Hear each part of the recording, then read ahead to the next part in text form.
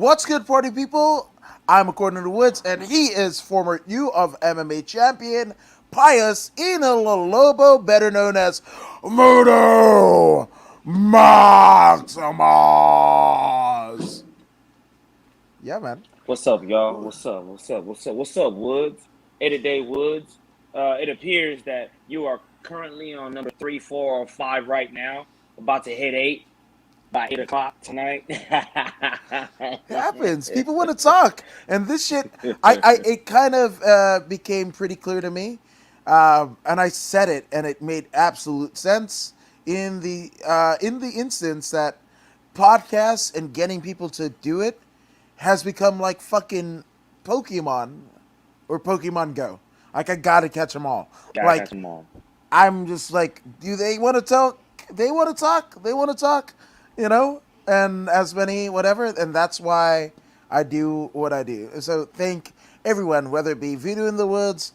Well, I mean, Voodoo himself has been interviewed by me. That's kind of how we started off our friendship Damn in right. the Sportsman's Lodge, right? And I mean, truth be told, when I was kind of hating on my life, making good money, right, in a corner office of a of a sharing a corner office with people in corporate marketing and what have you, I'd be watching your fights and watching Donna Gonzalez and Jay Tan present you with the bout and Turi Altavia and what have you. And I was like, if I get back to LA from Bakersfield, I Yeah. was gonna be in the scene.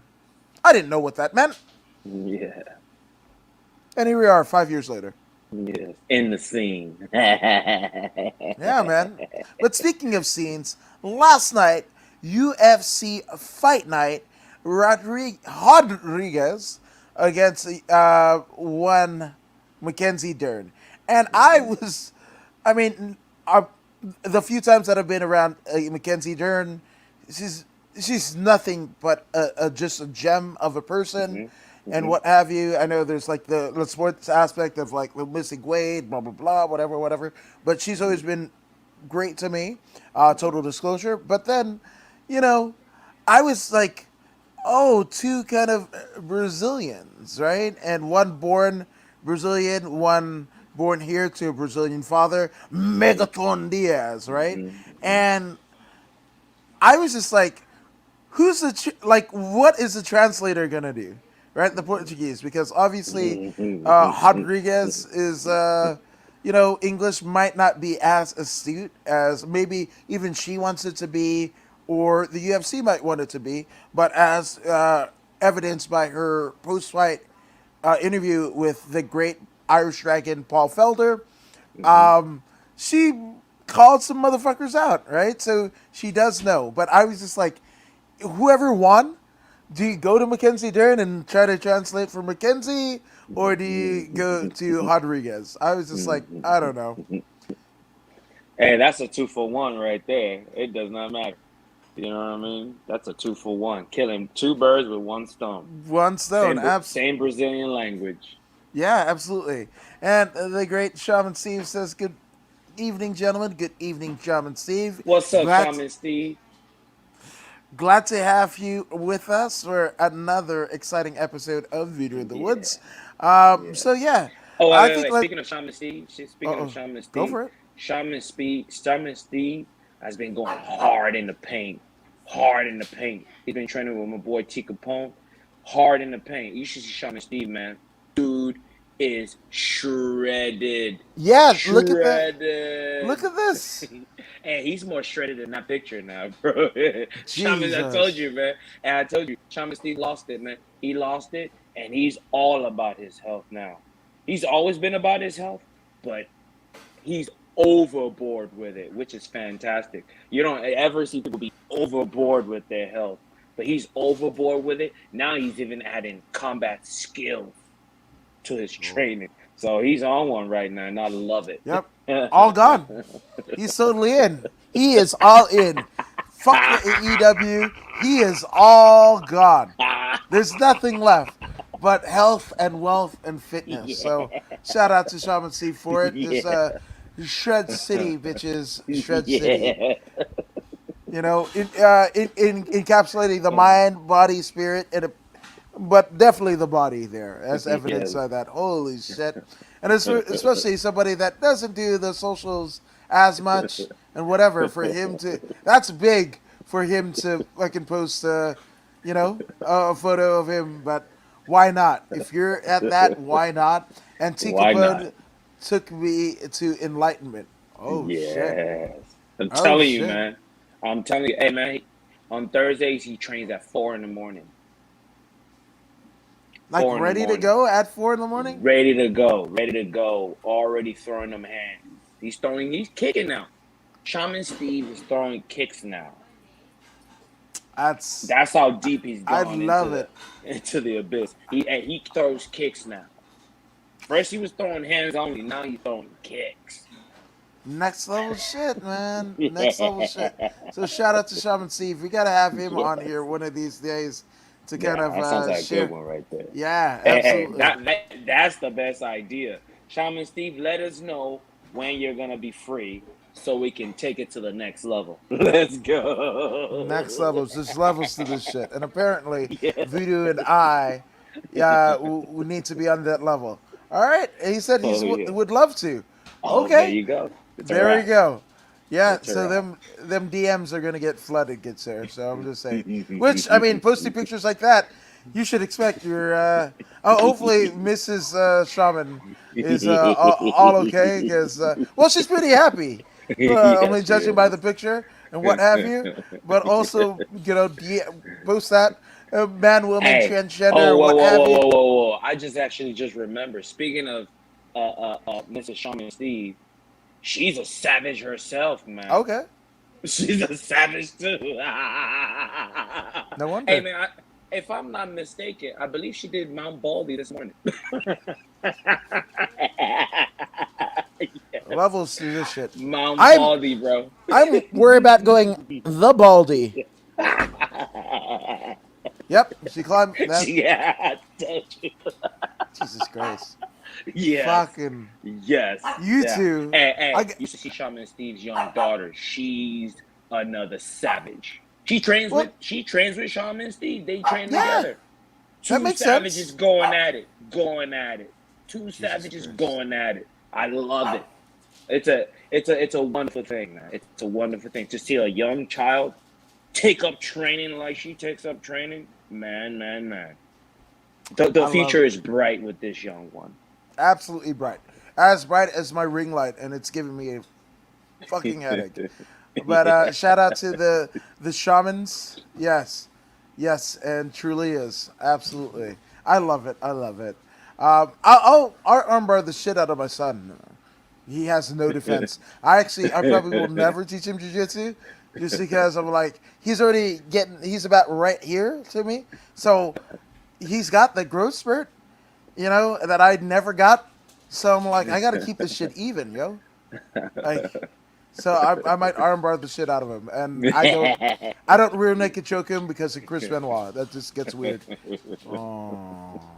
Anywho, uh, the fight night starts off. It was a pretty early one because it started at 2 p.m. Eastern Standard Time, 5 p.m. Central, 11 a.m. here on the West Coast, where you and I both reside. But it gets kicked off. Holy shit! I just realized that Lupita Godinez and Sam Hughes got called off because of COVID, because Hughes got COVID. Yes, yes. That's why Ivana Gomez Juarez took that short fight notice. You know what I mean? You were at the you were in LA the last time we did this, so you didn't have a computer to Yes. reinforce your memory. Yeah, so Sam Hughes caught COVID, and then Silviana jumped in there, and it was quite a spectacular matchup. Yeah, no, 100%. But definitely, before we get to that, we get a first round uh, I'm sorry, second round KO. Hmm. One Steve Garcia Yes, just Molly whops Charlie Ontiveros. And yes. uh, this is funny because there's Mean Machine, right? Hmm. Steve Garcia and Charlie Ontiveros, right? Hmm. And Hmm. just by their names, you would think that they're more ethnically inclined than they are. Hmm. And no, if I wouldn't be surprised if I saw them at a, a Travis Tritt, Toby Keith concert. Hmm. They're Garcia and Ontiveros, but they're what did Tony Ferguson say?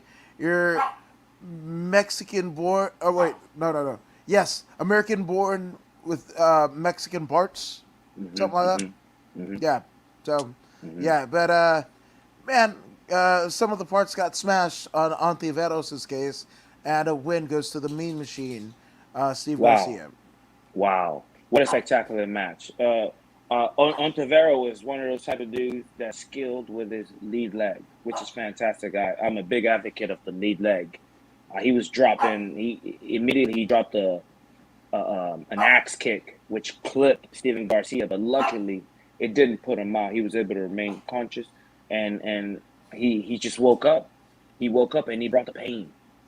He brought the pain. He brought thunder and brimstone, as they say, and he brought it to Charles, and Charles couldn't handle it. He was able to get Charles to the ground, and then the smashing began.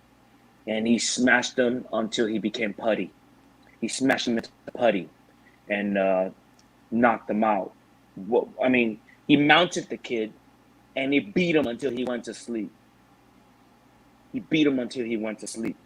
That's Steven fucking Garcia is one for us to keep an eye on. This kid is yeah, going somewhere. He is a major contender based on the systematic destruction. You know what I mean? yeah. The way he did it was. Go ahead. No, and it's crazy because the American Bad Boy Charlie Ontiveros, before heading into the octagon, was a respectable 11-7, right? Hmm. And he just got you know he got fucking KO'd. I'm not. I'm sorry, not KO'd. He got the verbal tap, right? Oh, no, no, no, no. He got put out. You were right. He got Oh, KO'd. yeah, by He Kevin got Holland. KO'd. He got KO'd. Oh, The slam of Kevin Holland. Yep. Mm-hmm. he got, he got, and his head was bouncing off the floor. Yep.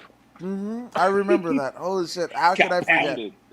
Yeah, that was one of the most like vicious fucking things I'd ever seen. And not saying anything about the good people of Cleveland, Texas, where Ontiveros calls home or once called home, but Cleveland, fucking Texas, that is a mind fuck. That's just like Paris, California. Like what in the fuck?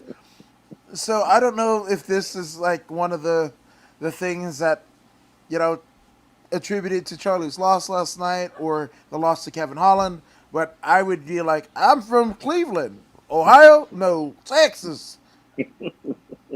Okay, you know, or Texarkana, right on the border. It's like Texas, Arkansas, but the motherfucking place is in Oklahoma. Or Jesus Christ. Oh, our forefathers. Jesus Christ. Yeah. But yes, so there you go. And it's weird. They don't put the what is it? The performance bonuses anymore on Tapology. So, are you Mm. familiar with who did or didn't get a bonus or not? If I remember correctly, I believe Lupita got a bonus. Speaking of Oh, Lupita, we're gonna be jumping into Lupita now. yes. Lupita Godinez versus Silvana Gomez Juarez.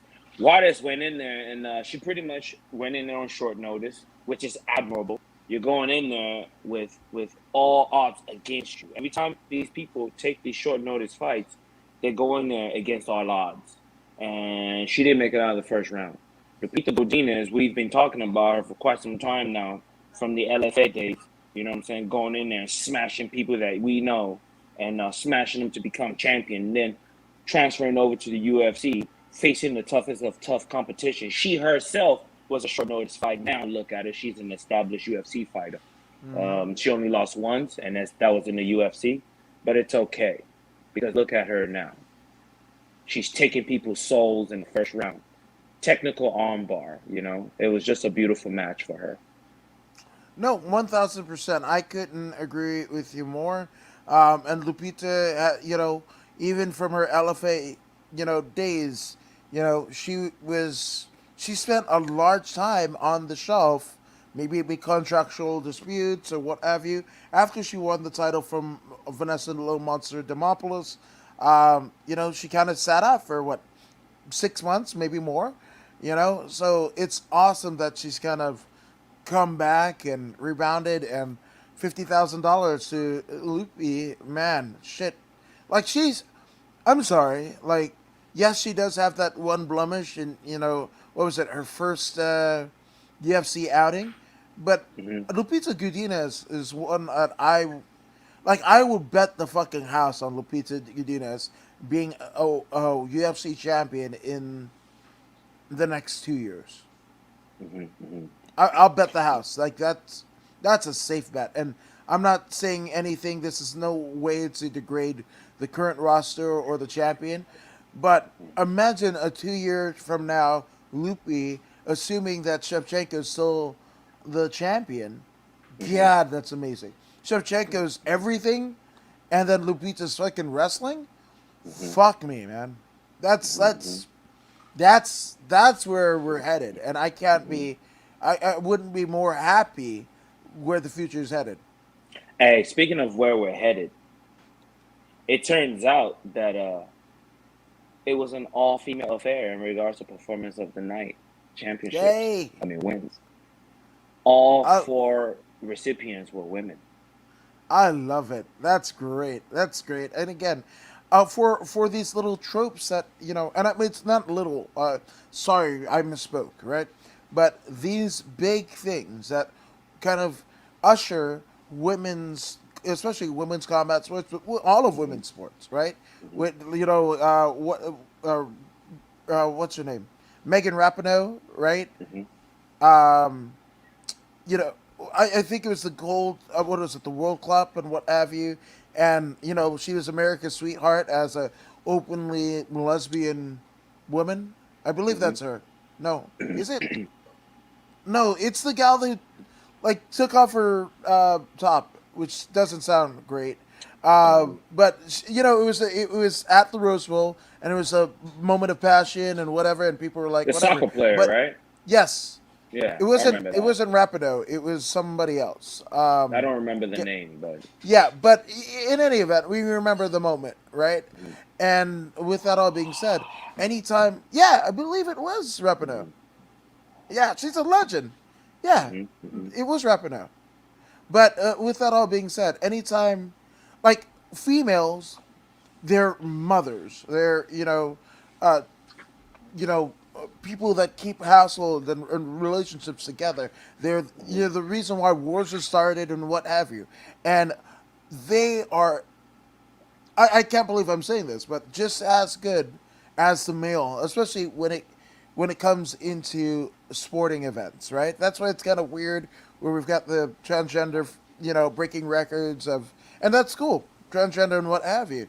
But like, when you're breaking the records of how many, Billie Jean King, beating, the dude, I forget, Bobby Samad, in tennis, and mhm, being broadcast all over the world and what have you. Like, like I hope in a perfect world, we have male sports, we have female sports, we have transgender sports. Like, there's a place for everyone, mhm, right? But mhm, there's also places where they shouldn't intermingle, mhm, And mhm, I'm not gonna say any more than that, but mhm. it's just what We it get is. it. And We get yeah, you. We and get and you. and with that all being said, that's why I love all four recipients of the $50,000 bonuses are all females, and if Mhm, and on a card headline by two of the best female, MMA, jiu-jitsu, or striking practitioners in the world, mhm, and one that is, the winner getting primed for a title shot.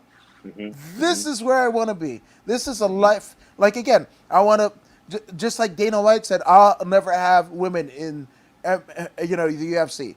There's four divisions, and they're, again, a shining example. Even though it's not the championship fights, but this fight was headlined by two females, mhm. right? Indeed. Indeed. Right. So with that all being said, I would want to have transgenders, female to male, transgenders in the UFC and compete. Or in every organization, the same thing. Male to female, same thing.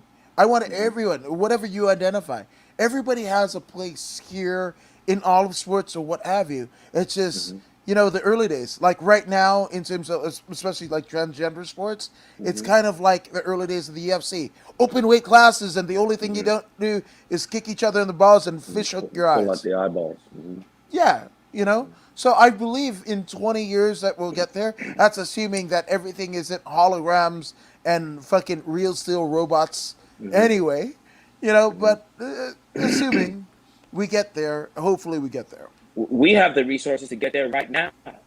Absolutely. We have the personnel. They're out there. They're out there. They're out there seeking to fight naturally born women. They're out there. All we need is funding, right? And Yeah. this I truly believe that there's a lot of money in the LGBTQ community, such that 100%. such that they can make this happen. They can make this happen. They can make this happen. They can build their own league. They can build their own league in a way such that this dream can become a reality today. It can be done Yeah. today. So why not? Let's get it done. I will Yeah. support it. I will 100%. support it. Oh, I man. will watch. 1,000%. I will That's watch. and that's just not just MMA. It's football. It's soccer. It's weightlifting. It's jujitsu. Like all of these things, right? There's a place for everyone, and hopefully we just get to a point like, and that's kind of the trope, right? Like sometimes, right? And when we saw this a bit, in female sports, right? The female community didn't come up unless it was in opposition to men, right? Hmm. But we could always die together, right? And just like historically, like Fallon Fox and the gal who fought in Combate, Hmm. the the gal that fought in Combate wasn't a great fight. Probably one of the worst fights that I've ever seen, actually, to be absolutely honest with you. And that's not me hitting LGBTQ or transgenders or anything. I love you. I absolutely love you, right? But in terms of athletic acumen, you had a naturally born female that is 0-1 that hasn't fought in 7 years, and somebody male to female transgender, and it wasn't great. It really wasn't great, right? And then when you go with Fallon Fox, right? Fallon Fox, the LGBTQ community just embraced her, as well they should, right? Yeah. But were they MMA fans or what have you? No, right?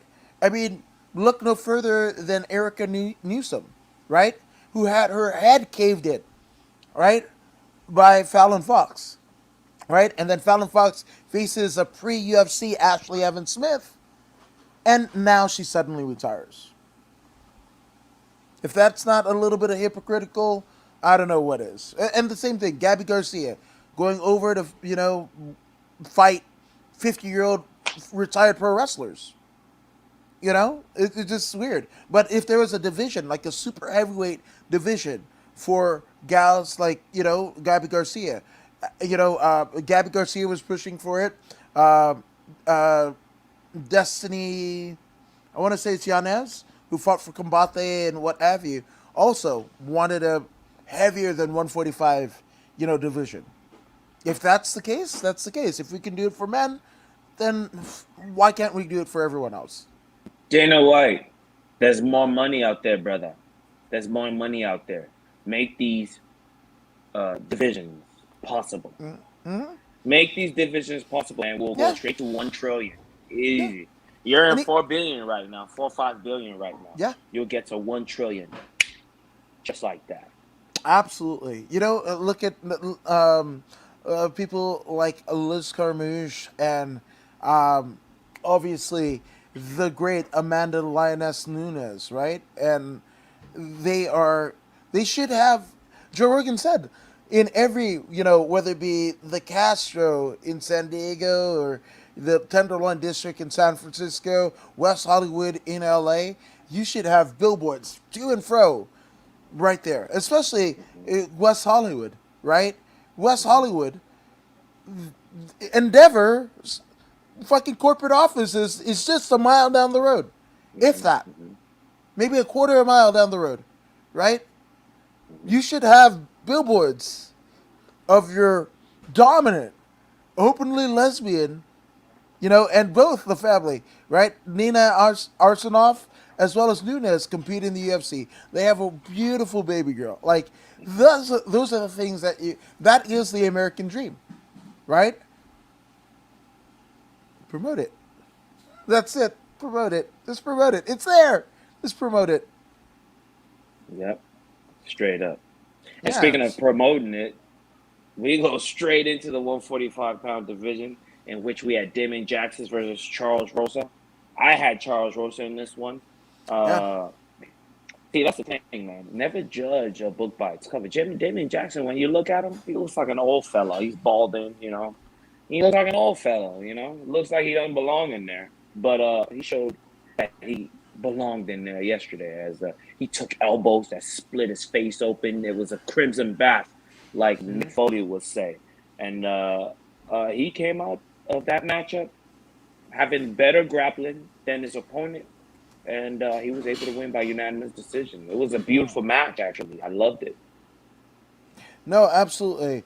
And again, a Boston Strong, a Charles Russo, right? You basically said how he is somebody who might have looked a step off, Hmm. right? Might have looked a little bit long in the tooth, and that is especially what's come out with Violet Bob Ross. And I'm not trying to compare the two, but we have instances of we had the boxer, the 18, 19-year old boxer die in Canada.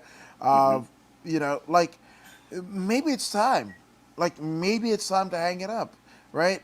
And you know, you applaud, a guy like Anderson Silva, a literal legend of the sport, Hmm. of him competing and making some of the biggest paydays of his career in Hmm. boxing, but or at least whatever Triller presents as boxing, which I'm not mad at because boxing is very triller Triller-esque for an older generation, right? Hmm. So, Hmm. with that all being said, I don't know. What do you do with Rosa at this point?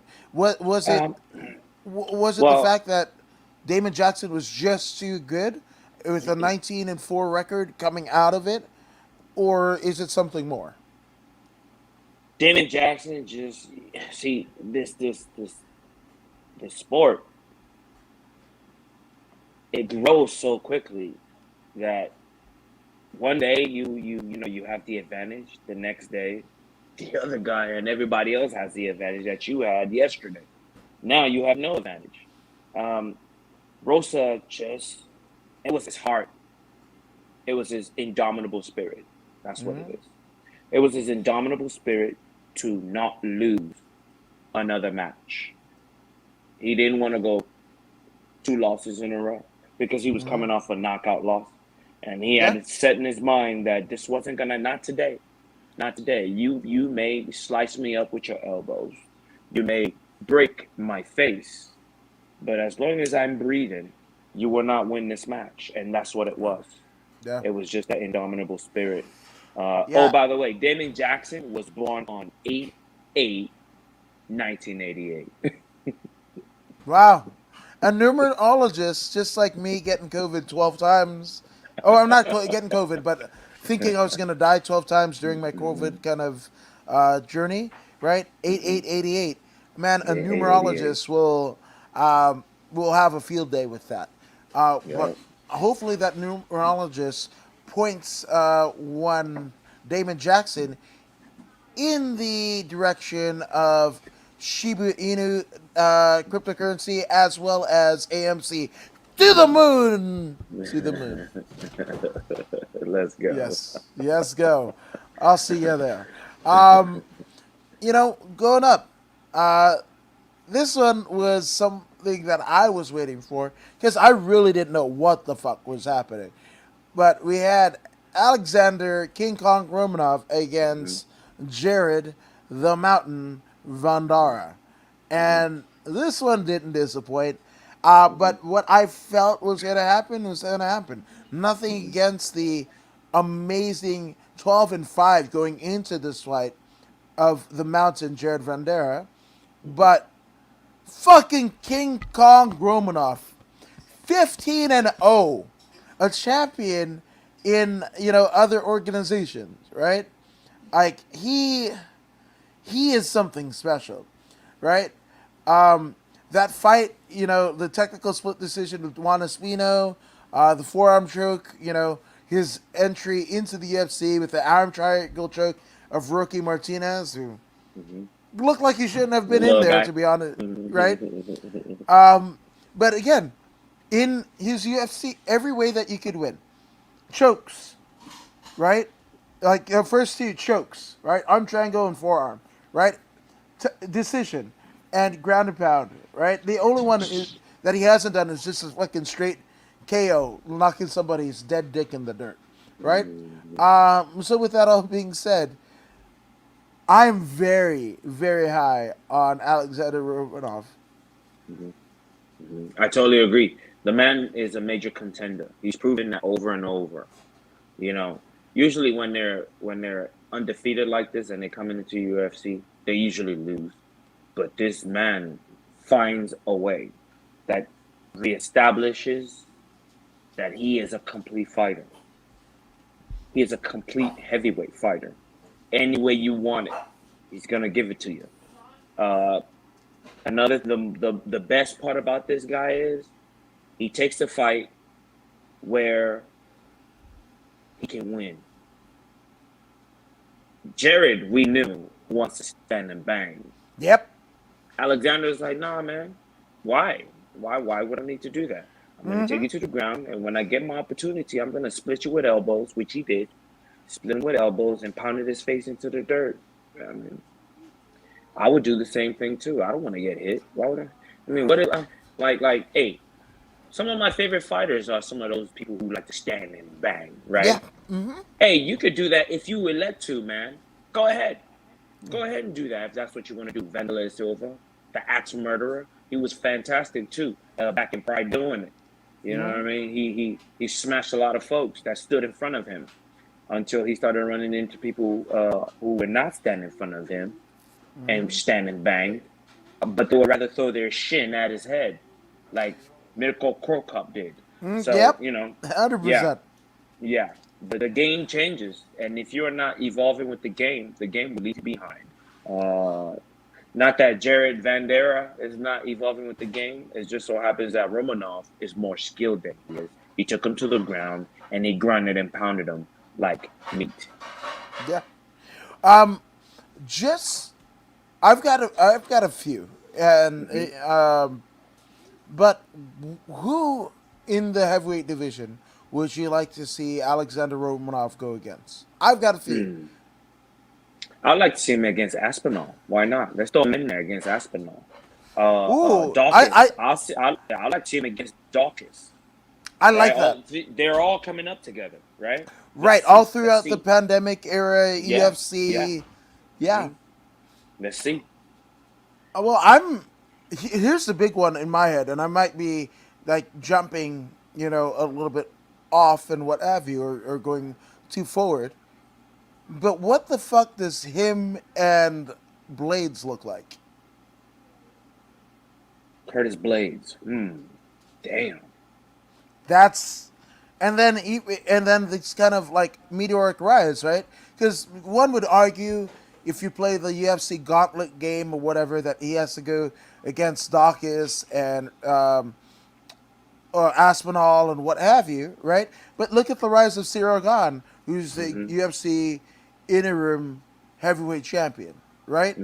So it's not too far fetched, right? And again, the wrestling of Romanov and the judo of Blades, that's a fun fight. But also, the man who I just said, him and Cyril Gane. Fucking bananas, sir. Cyril Gane is too fast. He's too fast for He's this too guy. fast. He's too fast but for everyone. He's too fast for everyone. I agree with you. But, so, obviously, the fight that everyone wants is, Derek Lewis and God, Francis Ngannou, right? That's a fight that's a heavyweight title fight that everyone wanted, right? Mm-hmm. But again, Gunn's faster than everyone else, Mm-hmm. and those two the heavyweight champion now and the one below him in Lewis doesn't have the wrestling prowess that Romanov has. So Right. I think especially if we do this probably sometime, maybe March of next year, Mm-hmm. and seeing where Romanov goes and Mm-hmm. who he fights at the end of the year, I think it might prove a pretty problem with Cyril Gahn. Yeah, Romanov, I truly believe is ready for the top 10 I competition. agree, Top 10 1,000%. competition right now. So put him in against number 10. If he does well, put him in there against number 8. If he does well, put him in there against number 5. If he does well, put him in there against a champ. That's the roadmap Yes. I see for him. So let's just go to the UFC rankings, just Mm-hmm. so. And I know I'm gonna be like, okay. So obviously Francis is number one, Mm-hmm. Gahn number two, Stipe number Mm-hmm. three, Derek Lewis Mm-hmm. 4, Curtis Blades 5, Mm-hmm. Alexander Volkov 6, Mm-hmm. Georgina Rosenstrike 7, Tom Mm-hmm. Aspinall 8, Christakis 9, and Mm-hmm. Augusto Sakai. Start with Sakai.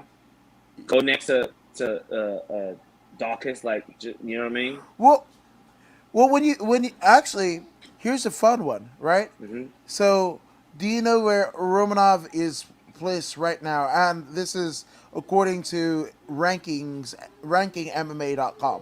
So this is not the Where official. is he ranking right now?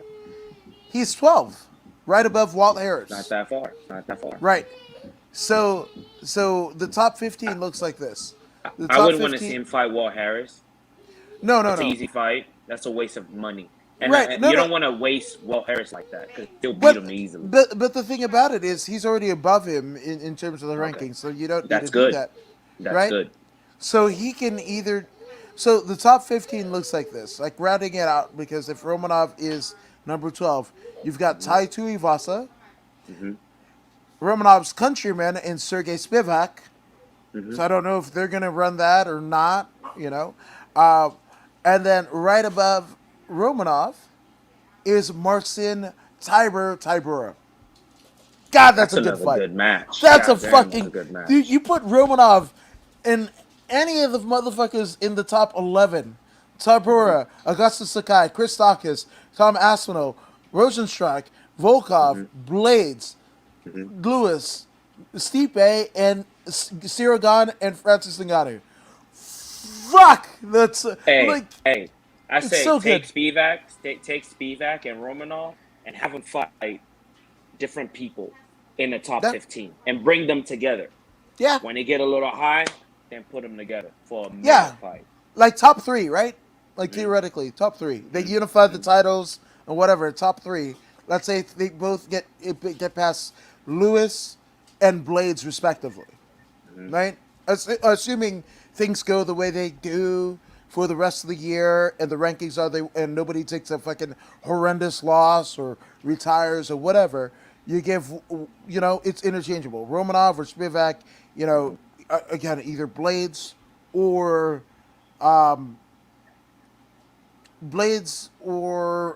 Stipe, Hmm.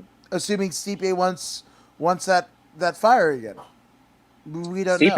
Stipe is on his way out, man. Stipe is on I his way agree. out. So Stipe, I will again, give to someone who's already proven himself and will do well up there. This guys, they're so low in the ranking that Stipe is not going to take that fight. Someone he's who not. is, He's yeah, not. he's not going to take that fight. But if you're gonna old yellow the motherfucker, Hmm. especially Yeah, one that's you gotta use a big name to old yellow Stipe. eh, Like uh-uh. Francis is gonna Do, lose. Mark my words. Francis is gonna lose when he fights against that young man Gone. He's gonna lose by points. He's not gonna get knocked out, but he will lose by points. Once he loses, uh, uh, uh, uh, uh, Ngannou is gonna be free. Then make that fight with Stipe. Give Stipe his third match. You know what I mean? okay. Yeah. and that will put him out, take him out back, and put him out of his misery. Yeah, I don't want Stipe's last, just like Cormier, right?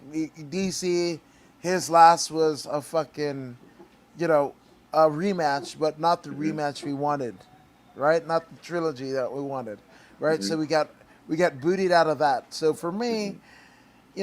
you get a young buck, pardon the pun, you get a young buck and make a name off of him, and because if Stipe fights Ngannou or what have you, how different is it gonna be?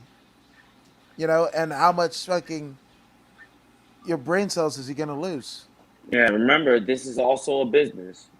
Dana White is only going to make those matches that's going to bring in the revenue. You know, Hmm. Aspinall versus Stipe, or Ngannou versus Stipe. You know, or Gon versus Stipe. Yeah, You know what I mean? Aspinall is not going to bring nothing on the table. He's not going to sell anything. But those two dudes will sell. That's the only thing that makes sense. Stipe has to aim high, and who's on top of him? Gon and Ngannou. Those are the only yeah, ones. Those are only yeah, matches that make sense to him, and that's what he's gonna want to. He's not gonna fight Curtis Blades for what? He's not yeah. gonna fight Right. Curtis Blades. Like Exactly. Blades is not an interesting matchup for him. One, there's a He's good not an chance interesting Blades. matchup for fucking Brett Okamoto or Amy Kaplan that tries to interview his silly ass, but still wants fucking money. You want money. You uh, had lots of money, but you yeah, don't give shit. And again, I understand you have a fucking speech impediment. You stutter. Fuck, stuttered. I still stutter. As I said, stutter. I stuttered just a little bit. Right? That's no excuse. I mean, not to say it's no excuse. I don't want to put myself high, low, or whatever. But again, you have to, you know, have the juice worth the squeeze. And mm, right now, Curtis Blades is dangerous yeah. for anybody in this heavyweight division, but can nobody give a shit because you can roll him in shit and he couldn't draw a fly. Hey, look, man. The only way for Curtis Blades to change his image is by embracing the darkness. He's got to become a bad guy. He's got to become a bad guy. This is the He's a only way he's gonna make serious money because people don't like him already, right? Yeah, You, his hair choices, his fucking weird teeth and whatever. He looks like the missing link. Not Dewey Robinson, but him and old dude from uh, the season of the Ultimate Fighter. They Mhm. literally look like the evolution of man, Mm. but not the evolved one. It's just like They're somewhere in the missing between. link. Yeah, 100%. Ultimate Fighter. What? I'm trying to get the guy's name, and he went pretty high. I want to say his name was like Tristan or Triton, um, or whatever. Whoever that guy is, um, him and Curtis Blades look like the missing link. Yeah. Can't remember. Uh, get. Wait, no, I got it. I got it. It is. No, they give me all of the old ones. I don't want to see Mayhem Miller. This most recent one. It is. Then they give me fucking nice graphics and shit like that. God, what the fuck is his name? Uh, yes, here we go. His name is Treson Gore. Okay. Have you seen Treson Gore? Nope. Doesn't ring a bell. Him and Curtis Blades could be brother. Uh, yeah, Trey Son. I can't even put it into topology because they don't recognize Trey Son. Uh, One finger. but anyway, yeah, that guy, that gents, he looks like a missing link of. Wait, I can screen share. It is this gentleman, right over, right over. Yeah. Can you see it? Oh, far right. Oh, okay. Yeah, I don't know this fella. Yeah, he was on the Ultimate Fighter, and he could have fought in the finals, but he got injured right before the finals or whatever. But he, I remember yeah, his knee. His knee. He had a yes, knee injury. that's him. That's right. Yeah, him That's and right. Curtis Blades look like the middle part of Evolution. Not the Ric Flair, Randy Orton, Dave Bautista, Triple H. I'm just saying like the evolutionary chart. If you believe in it, if you identify with an evolved species or what have you, you can make an argument that Curtis Blades and Trayshawn Gore are right there. Just like fucking Houston Alexander.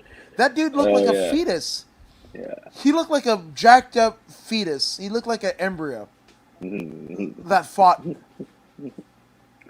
Like his body type just looked like an embryo. Yeah. Like maybe something that came out of Planned Parenthood. Oh, I went there. I went there. Oh. Right to life, folks.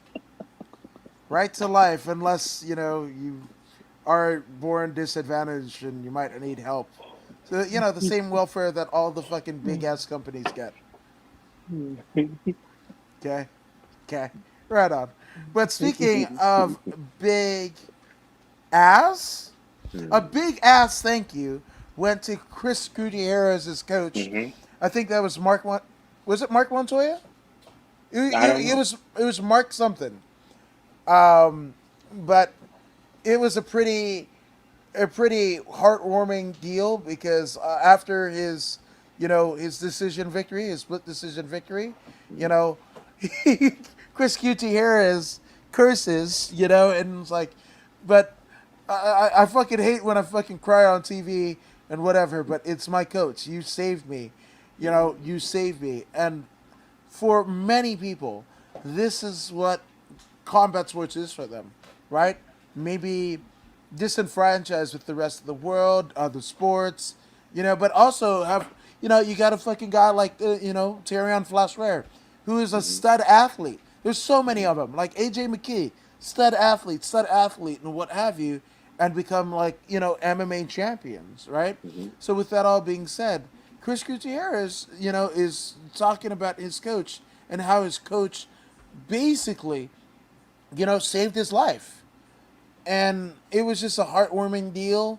Um, yeah, yeah, it is Mark Montoya.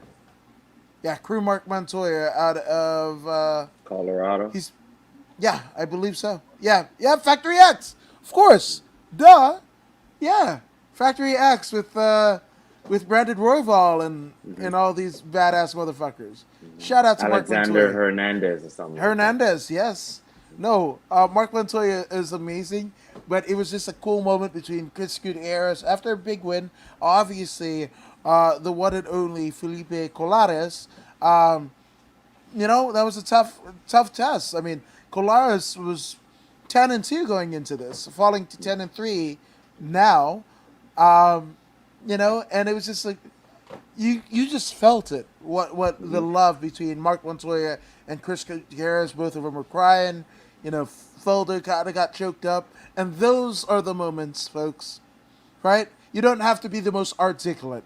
You don't have to be the most well spoken, whatever. But if you can connect to people on a visceral level, that's where it is. And whether that be money, whether that be fame or adulation, wanting to quit your second or your main job so you can do it full time, or get more followers so they can buy more merch, whatever the fucking case may be, right?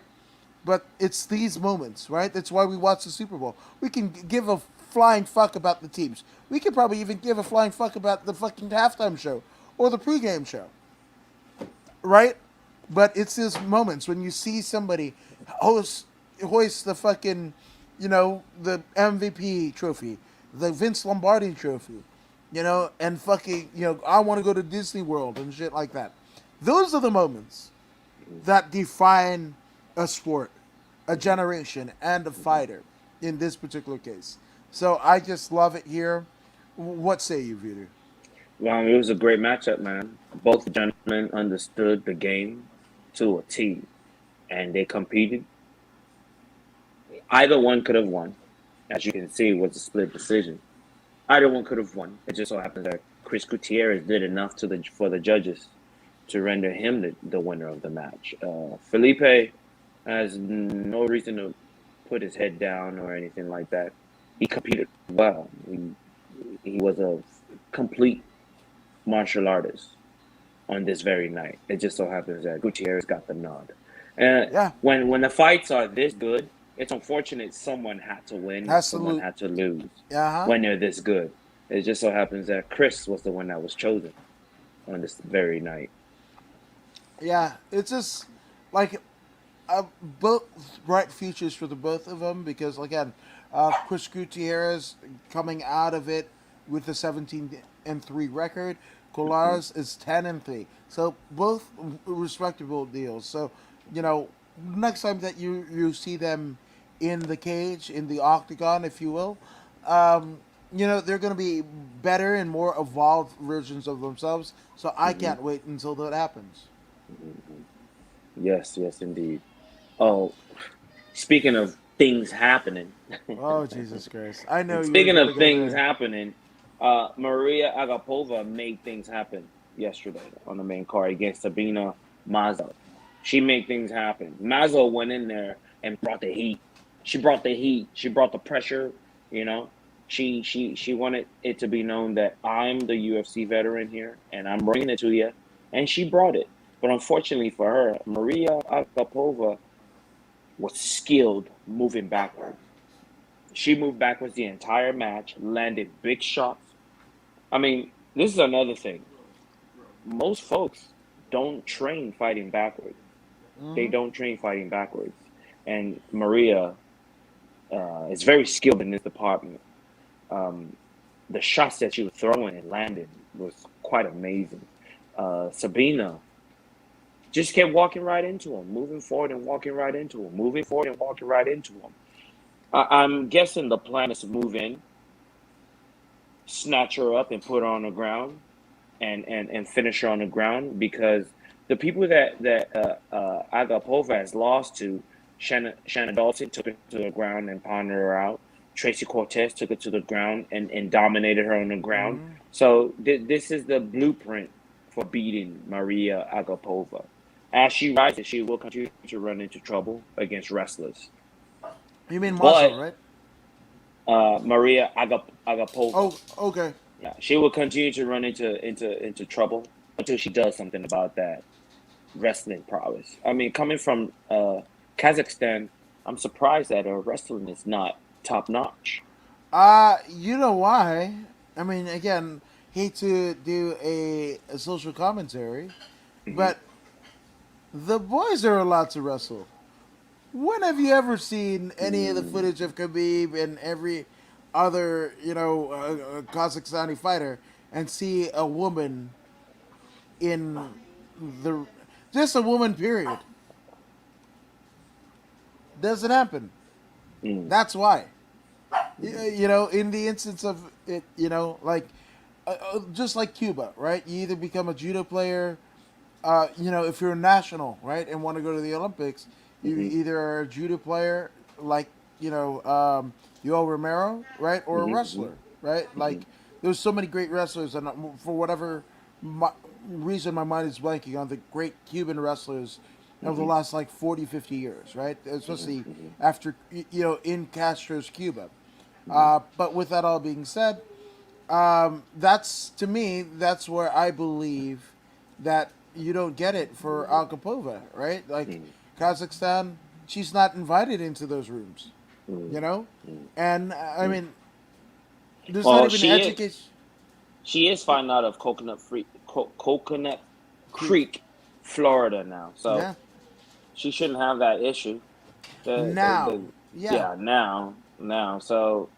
So hurry up and get your wrestling skills up. That takedown defense is going to be necessary for you to do your thing, right? She prefers to stand, right? The guy uh, that helped me, Sultan, with my boxing, right? Motion boxing, I like to call it. Boxing in motion, whatever. The in and out style of boxing. This guy taught that to me, and He's from Kazakhstan origin. So is this girl. Her hands are phenomenal. I love the way she Yeah. punches. She throws hard shots continuously, and she lands them. Her aim is great. Her overhand, just the whole package, striking wise with her hands, is fantastic. So if she can get that wrestling game down, such that she can be taken down and she remains standing, then you'll see wonderful matches from Agapova. And at the end of her match, they asked her, "Who do you want next?" She called out who she wanted next. I cannot remember who she called out, but this is what I want. This is what I want to see in a I believe it fighter. was Do you Mariana know? Rodriguez. Oh, she wants Marriott. Oh, she's not gonna get I think Rodriguez. I She's not gonna get because somebody Rodriguez. was talking shit. That's what she Mhm. said. Mhm. Let me kind of pull it up or what have you. But I want Mhm. to believe that they're they're not on good terms because at least what Kapova said is the fact that maybe She's Rodriguez was talking shit. talking shit. Okay, that's what's up though. That's what's up. But she right now, she's not gonna get Rodriguez right now. She's got to get some numbers on the side of her name first before she can start. It's a good call out, but I call it a waste of call out. See, you got to know your limitations, like Clint Eastwood used to say back in the Dirty Harry days. Every man must know his own limitation. And Maria's limitation is the fact that she is not top 10 yet. That's her limitation. If you are not top 10, then call for someone in the lower, someone below top 10. Call for that. That's a more manageable competition for you. Call for someone from 11 to 15. Call for that. Get your name. Get a decent number behind on the side of your name. Then you can start. Like calling for Maria was a waste, right? I didn't know it was Maria that she was calling Marina. I should say Marina Or Rodriguez. It, maybe it it was better somebody make else, but sense. I thought it was. I thought it was. That's the way that because I mean, obviously, the Kazaki accent is pretty thick. Yeah, yeah, it Um, was thick. Hey, yeah. look. So She's not gonna get Marina. Marina has big plans. They got big plans for Marina. I mean, they just put Marina in there against Mackenzie Dern, a cash cow. You know what I'm saying?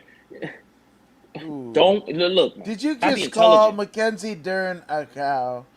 A cash cow, yeah, Oh, okay. yeah. She's a cash cow. She's gonna bring in money in the future, lots of money. She's Oh, got the looks.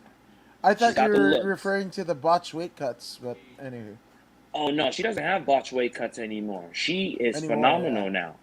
Hey. She was on the Ariel Wani Oh, m- podcast, and she my, was already at 117. She only had to yeah. lose 2 more pounds, and she had days to lose it. She's doing things right now. She's doing Yeah. things right. She's doing things correct. It just Ooh. don't. We'll get to her. We'll get Yeah, to her. actually, I'm sorry. I Yeah, misspoke. It's not Rodriguez at all. It's Marina Moroz. yeah. That's it. Who's that? That Oh, the one so that she wants. yeah, that's the one that she That's wants. smart. That's smart. And yeah, so apparently, what happened is let's see. Pull Let her me up. get Let's see to. her face. Let's see. Share screen. Ah, sometimes it works, sometimes it doesn't. Okay, so where is it? Yes, to punish. Okay, so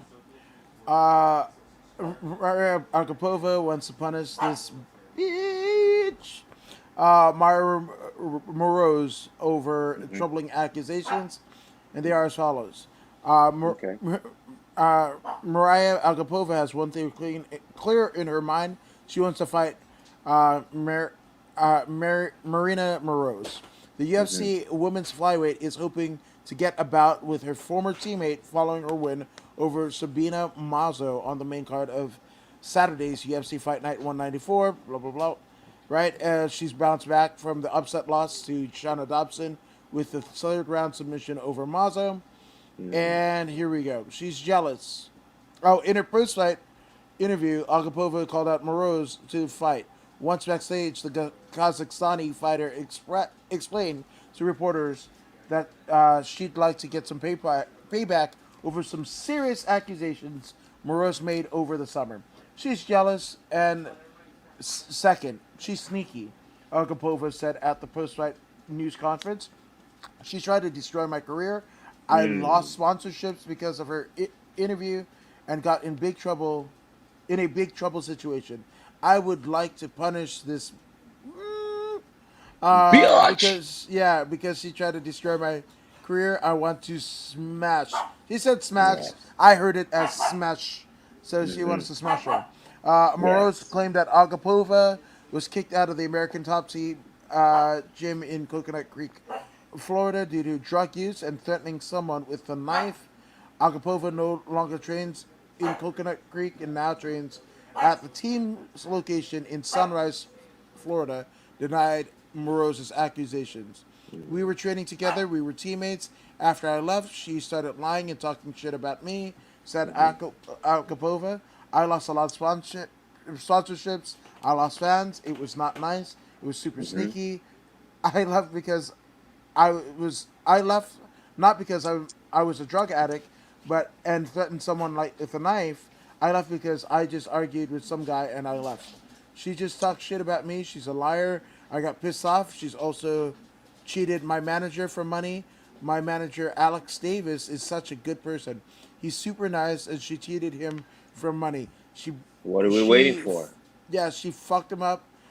She's not a very good person. I would like to beat her ass and smash her face. Hmm. What are Agapova we says waiting the for? Yes, Agapova says the accusations were an attempt from Moroz to bring down her career at a tough point in her life.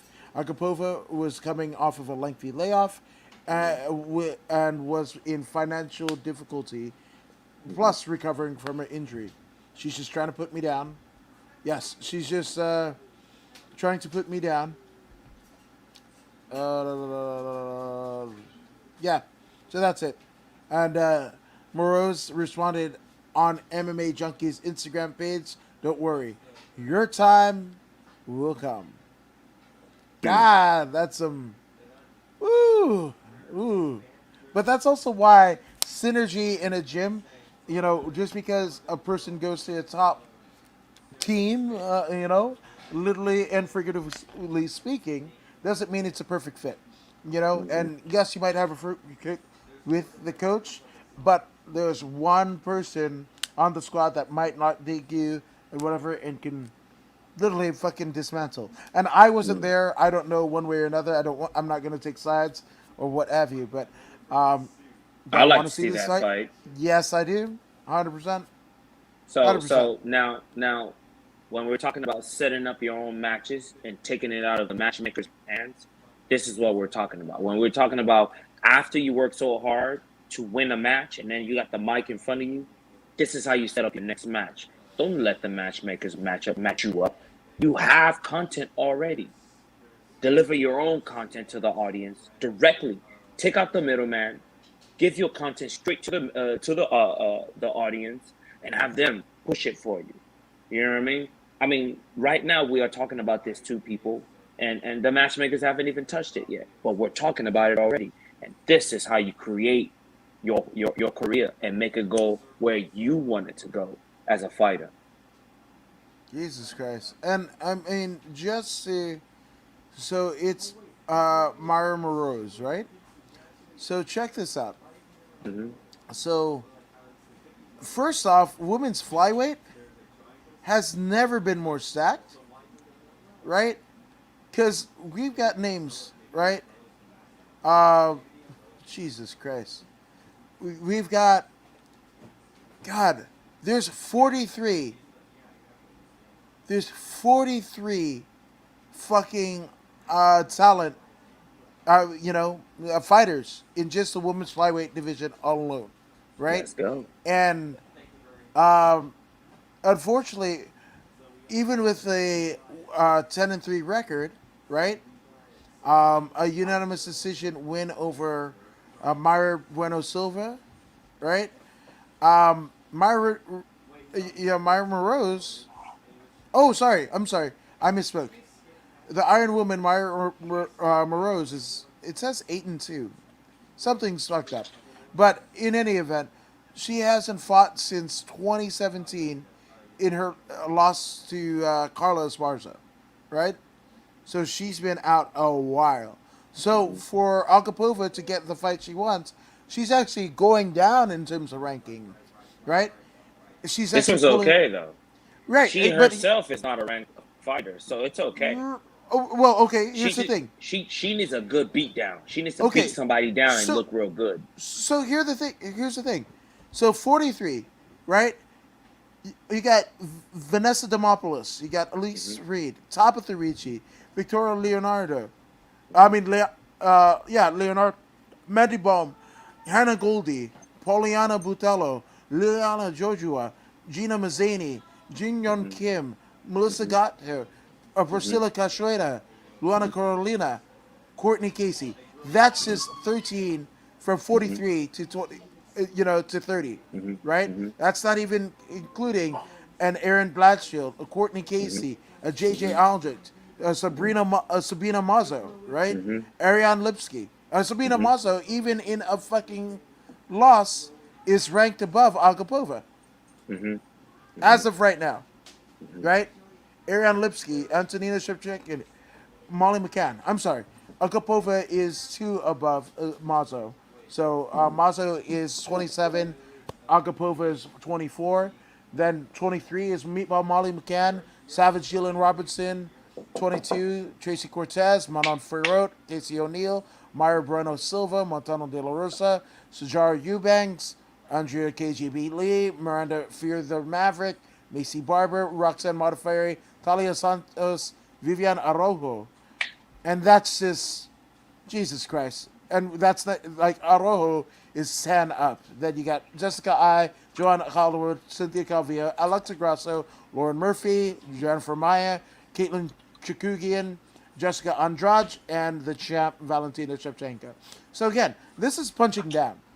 This is punching down. But if that's what she wants to do, then by all means, go ahead and do it. What have you? But I mean, fuck. Damn, Dustin Poirier got it right and made so much fucking money, right? And started a foundation and fucking made hot sauce or whatever. So I'm not mad at it. Fucking make your money. Hey, this is a grudge match. People will always be excited about grudge matches. This is probably the only time it does not matter where you are, when you are, where you were. It does not matter. As long as someone is upset and the other one's gonna get smashed or vice versa, this will sell. This will sell and it will get pushed. And if Maria Agapova goes in there and smashes this girl that's been allegedly tarnishing her character and her name, if the UFC puts a promotion behind this scenario, this will work and this will sell. I will watch that. I want to see. I want to see who wins this one. I want to see. I don't even know who the other girl is, and I want to see. Yeah. You know, so if she goes in there and she wins, and like say for example, in the manner that she beat Sabina Mazo, people will remember the name. People remember the name, and the fact that she speaks English, Americans will remember the name, and that's who you need to appeal to, the American audience. You know what I mean? If you can appeal to the American audience, you're doing something. No, 100%, 100%. And speaking of American audiences,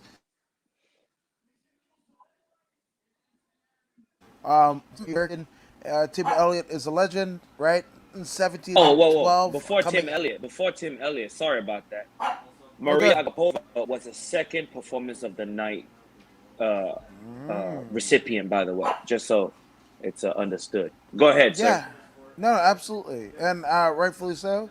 You get a fucking first round inside 60 second. I'm sorry, third round inside 60 second. Um, fucking finish. That's that's gonna do it. So shout out to Mara Gapova, right? So she gets an extra 50K, which goes a long way in both, Kazakhstan, but also Florida, Sunrise, Florida, where she currently trains, because guess what? Florida is a tax-free state, so shout out Yeah, to that. And also, and, the and fight took place in a tax-free state of Nevada. that's So perfect. That's perfect yeah, for her. And then she was talking about all these people that put money on the table so she can eat, so she can train, all her friends. But she can pay all those people back now. yep, She can pay them all absolutely. back now. You know what I'm It, saying? Uh, this is the stories that yeah, you want out of MMA and yeah, all of combat sports. So yeah. shout out to Agapova, right? Most that, But most yeah, that. Tim Elliott, a legend.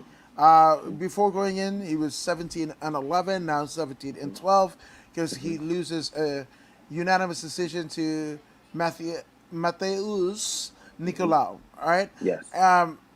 Now Tim Elliott and his team might have been a fucking tad bit disrespectful. I didn't know what the fuck happened, but right after Bruce Buffer announced that the decision went to Mateos's direction, they fucking stormed the fuck out the cage, man. Like the cage Hey, was on look, fucking fire. it's okay. They can storm out the cage and be upset. Uh, uh, but I'm not mad at this decision. Even though I picked Tim Elliott to win this match, I'm not mad about Mateus Nicola winning this match because he did something that's very difficult for a lot of fighters to do. He fought moving backwards. I mean, Tim Elliott pressed with intentions of taking him to the ground, which he was able to do a couple of times. But the young Nicholas, he was able to get back to his feet. But the greatest part about him winning this match was moving backwards and landing incredible shots. This was what got him the unanimous decision victory. The judges understand that a lot of people don't have this skill yet. A lot of folks don't have this skill yet. Yes, we ourselves don't talk about fighting backwards a lot, but this is a necessary skill if you want to be completely rounded. If you want to be completely fully rounded, a lot of folks get away with it by being 94%, 95%, but that 5% matters, man. If you want to win a title, if you want to keep from getting taken down and all these things, that 5% matters.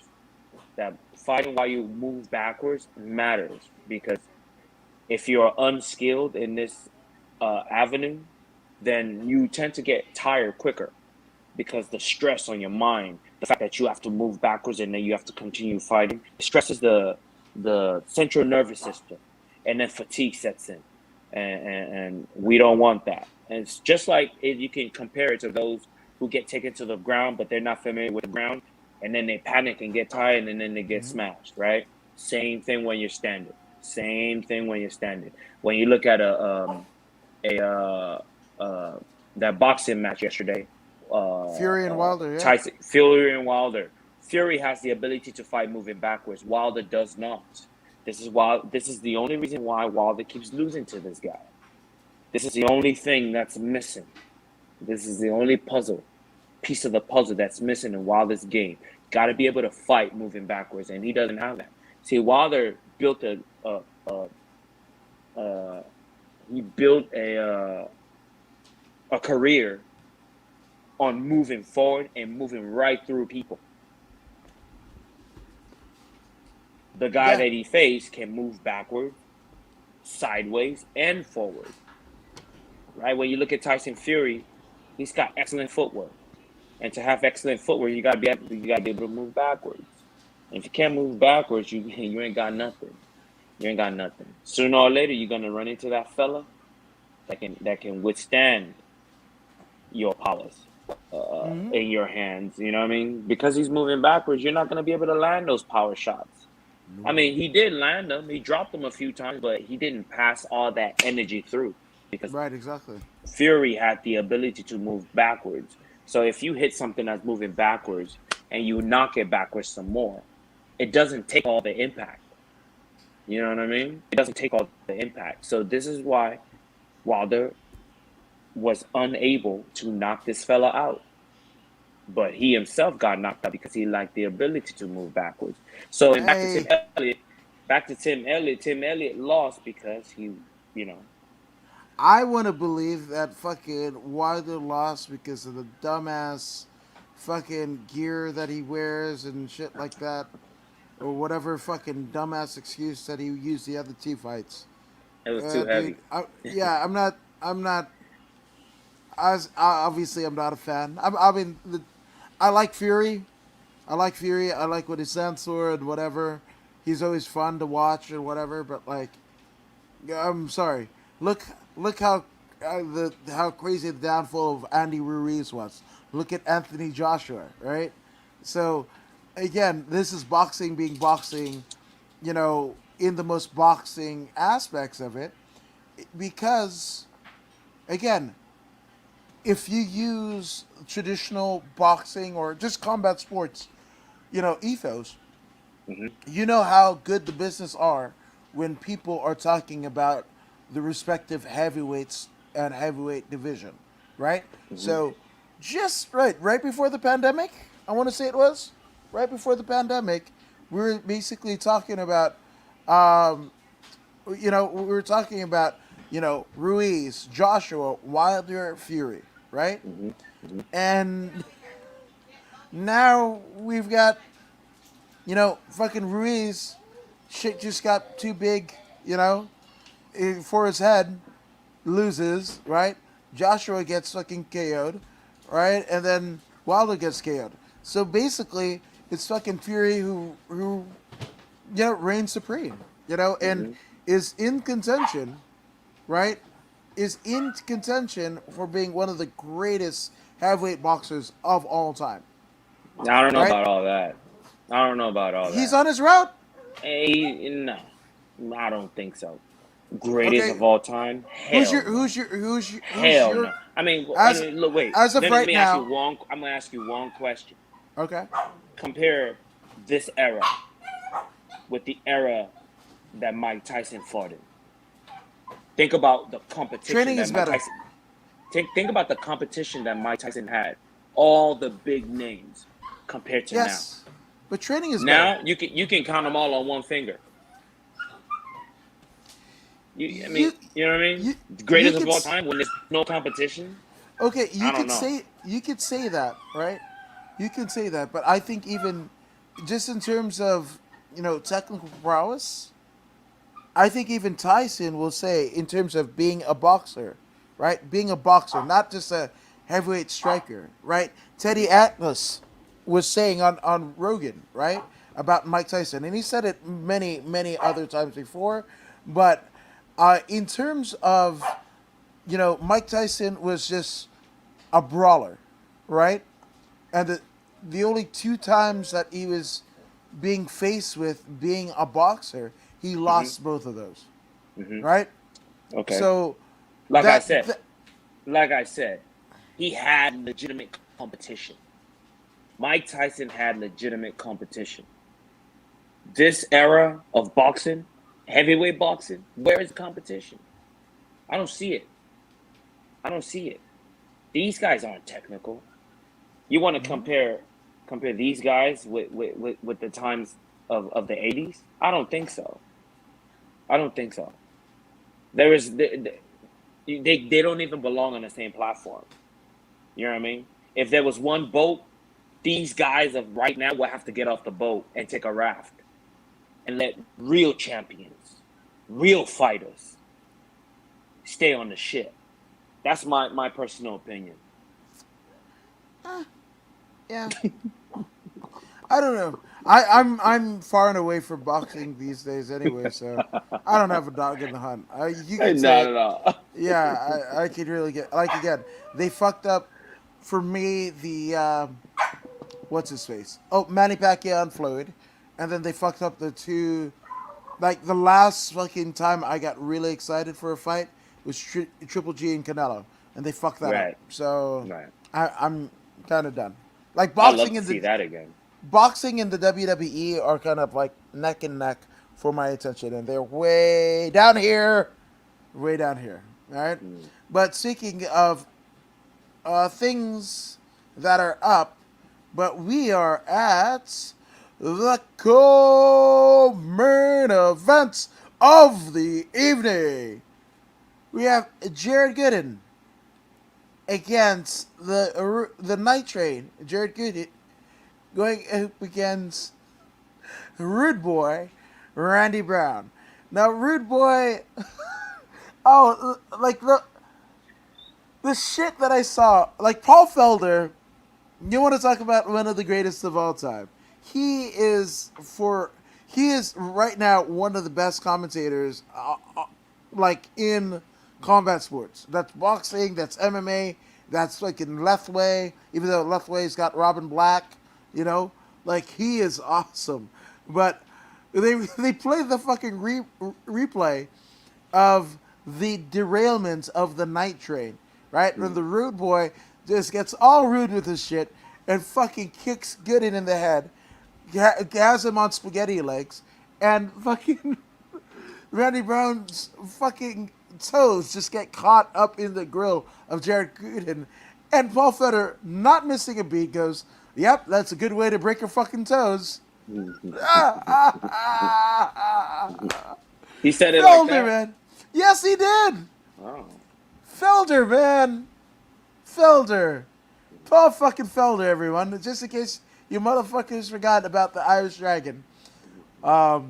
He doesn't give a fuck. He's the guy who will fucking take off his suit during commentary to corner his dude, whatever. And then, like, what, a week after that, he comes back home from fucking Fight Island. And then so there's a call out or a fallout of the fucking fight. And he was training for a fucking triathlon or whatever. Just back on the fucking flight to fucking Fight Island. Motherfucking Paul Felder, man. That dude. Yeah. Paul Felder is an interesting fella. Most definitely interesting fella. Uh, Conor McGregor seems to think that he's not a real Irish fella. Is that true? I mean, Felder grew up in Boston, not in Ireland. I mean, if that's the case, I'm not a fucking real Fijian. Jesus Christ. I don't speak the language. I wasn't born there. I've been there twice, you know? I mean, were you born in Nigeria, sir? No. Exactly. But does that mean that you're not Nigerian? I lived there for 10 years, though. Right, but even still. Like, I've never... Fuck, I was born in America. I've never lived anywhere for fucking 10 years. Anywhere. For, like, a 10 years straight? 10 years straight. 10 years straight has not existed. Where I live right now, 5 years. That is the longest I've lived anywhere in my life. Actually, no. So, my first 8 years, San Francisco, right? And we moved, and we're in Fiji for a little bit, right? But we weren't in the same place. Like, you know, from birth to 4, we were in one apartment, and then we moved on the other side of the Golden Gate Bridge from the city to San Rafael, right? Marin County, right? Which could be a 45-minute drive, right? 20 to 45 minutes away, right? Then Fiji, then back to the Bay, Indiana, Las Vegas, New Mexico, Georgia, and then Inglewood, and then a stint in San Diego, 7 years in Bakersfield, but not in the same place. So that was 4 years one way, and then 3 years the next.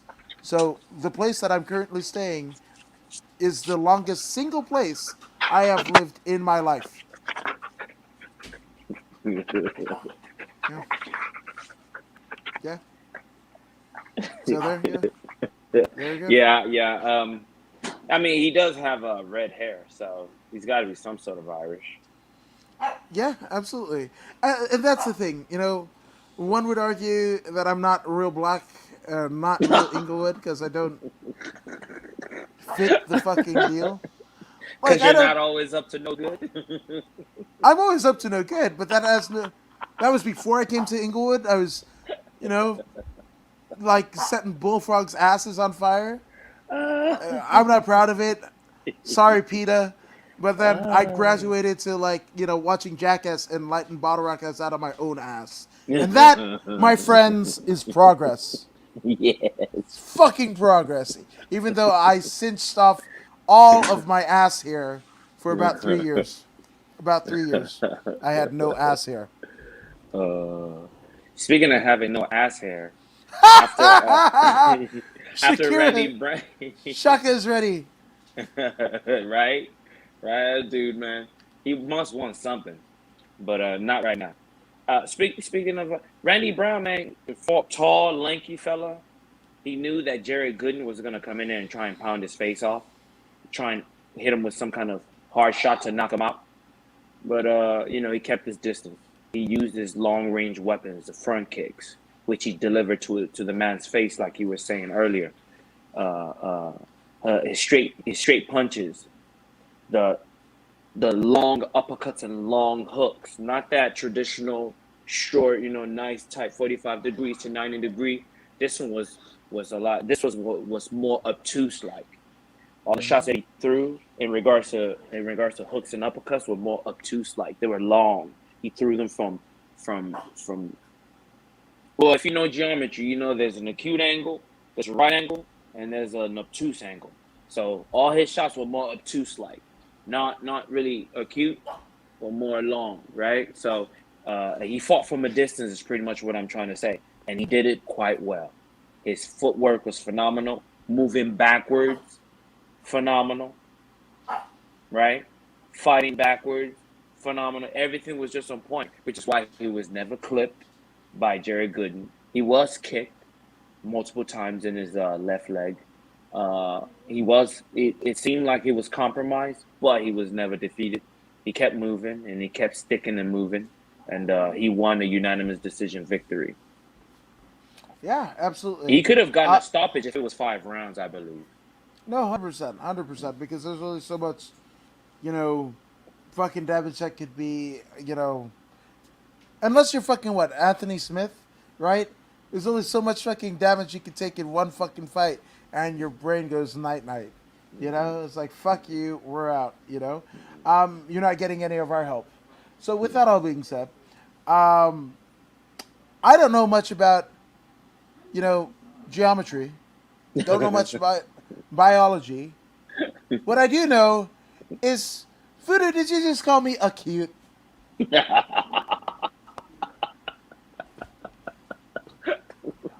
Ah, shucks. Mario Yamasaki's, bro. Mario Yamasaki's.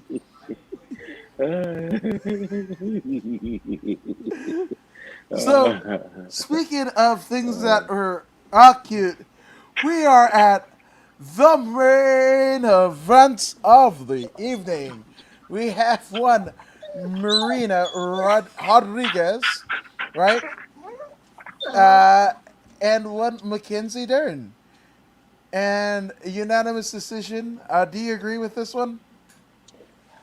1 billion%. I told you that a lot of people are gonna be shocked when Marina wins. I was not shocked. Hey, it's like Nate Diaz says, I'm not surprised, mother effers. I wasn't surprised. I knew exactly what was gonna happen. I knew it was gonna happen the way it did. If the fight got to the ground, of course, Mackenzie would do her thing. But getting the fight to the ground was the problem.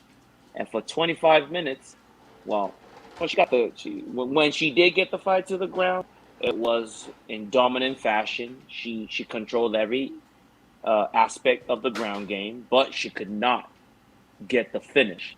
So Marina News, if it goes to the ground, all I gotta do is make sure I don't get submitted, and the fight will continue.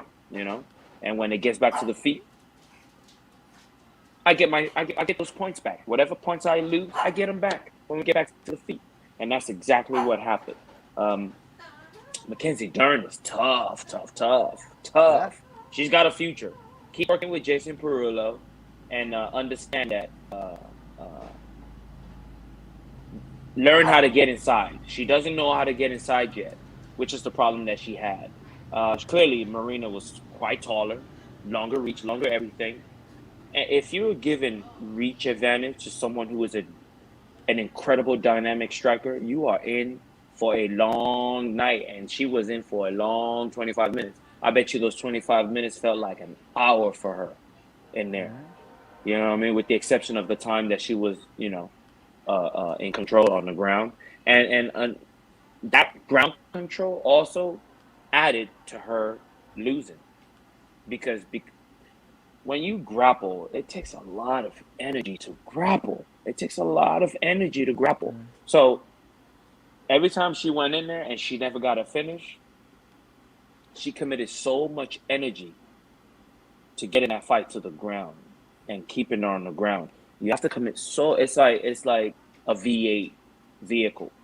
Like a Oh, let's say for example a I thought you Mustang. meant those nasty ass fucking vegetable drinks. Good God. Oh, not that one. Not that Yeah. high in salt drink. But let's look at a Mustang. When you fill up a Mustang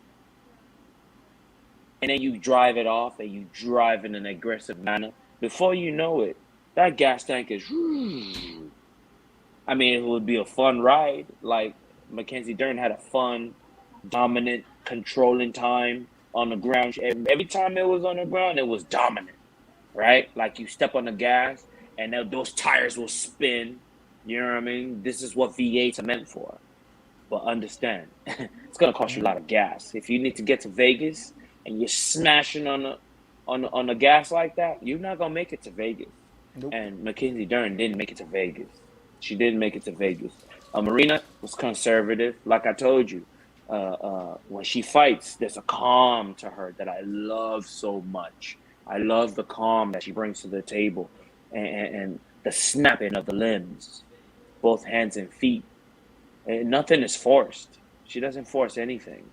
She's. I don't know if she ever did taekwondo, but this is her approach to fighting. She doesn't kick to break things like a Muay Thai artist does. She snaps her kicks. She snaps her punches like a boxer. She snaps her kicks like a taekwondo artist. And then when you bring these two together, you have someone who is extremely dangerous. And Marina is up there. And when she got that victory, that unanimous decision victory that I'm not mad at, you know what I mean? If there was anything above unanimous, then I would have taken it. You know what I mean? But unanimous is the highest in regards to not knocking someone out and beating them. Unanimous is the highest. All judges saw her as a winner. Um, Mm. it was what it was. When she finally won that match and she got on that mic, well, there was an interpreter. She got a point across through the Mm. interpreter, right? She wanted Yeah. everyone to understand clearly what she intends to do. And her intentions is, she said, from the very first time I entered this octagon, the UFC octagon, I want the goddamn title. She's been Yep. asking for the title since the very beginning, which is fantastic. This is fantastic, and she's going in there and she's proving that she belongs at the top, and she wants that title. And with that kind of performance on her name, like a Mackenzie Dern, the prowess of a Mackenzie Dern going in there and Mm. doing what she did to Mackenzie Dern, Mm. who's gonna stop her from getting a title shot? I don't know. I know. And let's go to the rankings, right? Okay, So let's go. obviously, and this was what the women's. This is not One flyweight. 15 pound division. Yeah, it's a strawweight, right? hmm hmm So let's have a look, and I'll actually bring it up on the screen. All Okay. right. So let's see. Let's see what we got here. We have. Let's see. So obviously, Thug Rose and Zhang Weili reigning supreme at 1 and 2. Carlos Suarez number 3. Marina Rodriguez is 4. So there you go. So Get him out now. I mean, for Marina to kind of move on, right? It has to. It's all in contention to what Carlos Suarez is gonna do. Now, Yeah, Carlos Parza it, would be a terrible matchup for her. right, I'm not saying her do a matchup with hmm Carla. I mean, hmm obviously that is going to be the linear way about going about things, right?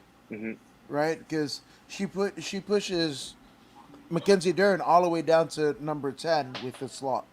Well, with her win and Mackenzie's loss, she puts her all the way down to number 10, right? And So where is she currently? Where's so Marina currently? Marina's number 4, Good. right above Xionan Yan and hmm Claudia Gadelia as well as Tisha Right behind Torres Carla Esparza, huh?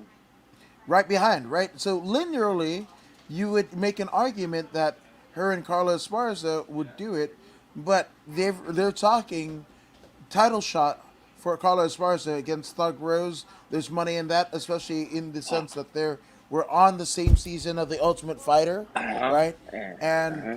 Thug Rose essentially lost to Carlos Esparza, Yep. right? And Carla ends up becoming, the first twice, right? She was the first inaugural Invicta FC strawweight champion, and then Mhm. she becomes the inaugural UFC strawweight champion. Mhm. So she Mhm. she she basically makes history twice at being the first, right? So with that Mhm. all being said, they're saying they're prepping. I mean, word on the street is Carlos Esparza, rather than running it back with Zhang Weili, that they do Carlos Esparza and Thug Rose Namajunas, right? There's money in it. Nah, nah. Well, That's not gonna happen. that's okay. Hmm. Never say never, in the words of Justin Bieber, Someone right? gets hurt, yeah. Yeah, I eh. think the fight with Rose and Young Wei Lee is set for November at Is it? Madison Square Garden. Yeah, it's Is already it? set. Oh yeah, it's Okay. set. Hey, don't Uh, one thing that Carla can do for herself is to go on social media and say, "I will fight this Marina Rodriguez on the same card as Carlos as Young Wei Zhang Li Weili. and Nama Yunus on that card. I will fight her. I will fight her on that card. Put me on that card against them. I mean, so if anything happens, I could be an alternate immediately and go up. If she sells this to the UFC publicly, I think they will honor it. Do you think Marina will turn down that fight that gets her closer to the title? You know, she No, won't turn down that fight. You know what no. I mean? And I and just don't like it. uh, Carla can win. Carla is excellent at going and getting takedowns and finishing fights on the ground. And she's great at it, unless she wants to wait. And if she waits, there's no guarantee that she'll get that fight, though. That's the thing. Right. They might want to give it to Marina because Marina's hot right now. Right. You know what I mean? Marina's name is ringing loud Yeah. and most recent right now. When was the last time we saw Carla Esparza? See, we're talking Carla Esparza because we know Carla Esparza. Right. You know Carla Esparza. I know Carla Esparza. We Yeah. are diehard fans. Those people who were watching yesterday don't know Carla Esparza as much as Right. we do, Right. right? She's got to remember that. And when's the last time we seen her fight? What, 6 months ago? Yeah, it was Yan Jonan, and that was a TKO that she gets. When did it happen? I'm a fucking internet is all shit. It's But been a yeah, while since it's we've been a seen while. Carla. It's been a while, It might have been right? the return to Fight Island. I thought, wasn't it? Something like that. It's been so long we don't even remember. See, Yeah. this is what needs to be taken into account, right? And Carla's manager, Carla herself. Forget, you know what? F the manager. I don't even want to. I apologize for even mentioning some manager. I don't give a damn about a manager. Carla herself should understand that the name has been dimmed due to inactivity, Mm. right? There's no guarantee you're gonna get a title shot. You know how the UFC is. They're all about the hottest product. Even though Carla is deserving of a title shot, there's no guarantee she's gonna get a title shot. But if you put it out there, like if I beat this chick, I get next, and put me on that big card that you guys are building for Madison Square Garden, it's a win-win situation for her. She's gonna get Yeah. the W. She gets a fight at Madison Square Garden, where she's probably never fought before, Right. right? Where Ali, Tyson, the Ultimate Warrior, Hulk Oh Hogan, Jesus all the Christ. biggest name Bret ever, Hart. Damn it. Bret Hart, all the biggest names, sports and entertainment, have fought in Madison Square Garden. Even the Rolling Nate, Stones. Nate, Nate, Nate Diaz have fought in Madison Square Garden. You know Conor what I mean? The McGregor. biggest names fight in Madison Square Garden. If you offer them this, look, I will beat Rodriguez, Marina Rodriguez on this night. Put me on that card, and if anything happens to the main event, I want to be in there. If she makes them this offer, they will take this offer. They will take this offer. They want Carla to be active. right? This way, Carla can solidify her number one contendership to be next. Yeah. No. Yeah. It's just. Fuck, man. I don't. Yeah, I'm not. I'm not with it. I don't like either one. I like Carla against. I like Carla against Rose. Zhang Weili. I don't. I don't like. I don't like the rematch of Zhang Weili and Thug Rose. Why not? What's wrong with that? I It was just a don't flash like it. knockout, man. It was a I yeah. flash I knockout. just We don't never like it. got to see the champ fight. You know what I mean? You We never okay? got to see her fight. Just like when Stipe fucking gets KO'd by DC. He's not even He got in. his rematch, didn't he? How long after? That's because DC didn't want to fight him.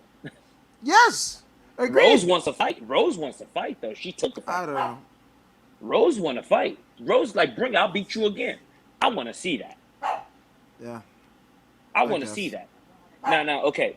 Zhang Wei Li or Carla Esparza? Which one do you think is the bigger match? Against who? You got to think financially. Zhang Wei Li versus Rose or Carla Esparza versus Rose? Think in Carla terms of Esparza. this. You think Carla Esparza is the bigger match? You really Just believe that? because I see the production going the route of them. Like you might not be hyped about it now, just like how I'm not hyped about I Zhang want to see Weili. it. I want to No, no, see no. it. Here's the thing. Yeah, Mm-hmm. right. But the way that you're gonna spin it on the fucking countdowns and the fucking embedded and all that shit, the narrative is gonna be spun that now Thug Rose is a champion, but she really should have been, way back when they're on the Ultimate Fighter, and that was essentially to crown the inaugural, UFC strawweight champion, right? Mm-hmm. So that's what I feel like. But it's just like the Zhang Weili and the Thug Rose match, right? Well, I might not be hyped about it now, but once that fucking countdown fucking drops, and the fucking and I've watched all six embeddeds, maybe I'll be a little bit more inclined. You got But to that understand. Go ahead. Go ahead. Go ahead. Finish up. Go ahead and finish. no, I might be a little bit more inclined. But I mean, the fact of the matter is, ah, man, I don't. I don't know. Like I said, I'm just down on it, and I don't want Hey, to. look. I don't want to hinder anybody else. If you guys are excited about it, fuck yes. All right, Hey, 10 points. look. I'll be honest with you. I would prefer that Carla Esparza get it because it's the human thing. But this ain't about what's human and what's not. This is about making millions of dollars, if not billions and trillions. That's the game. See, this is what these fighters need to understand. This is a money making game. This is why you will never see Dana White carry on with whatever he promises. Because when something better comes up, we're going to go with what's better. Right now, Zhang Weili commands China. Zhang Weili commands China. 2 billion people. 2 billion people. Imagine the revenue.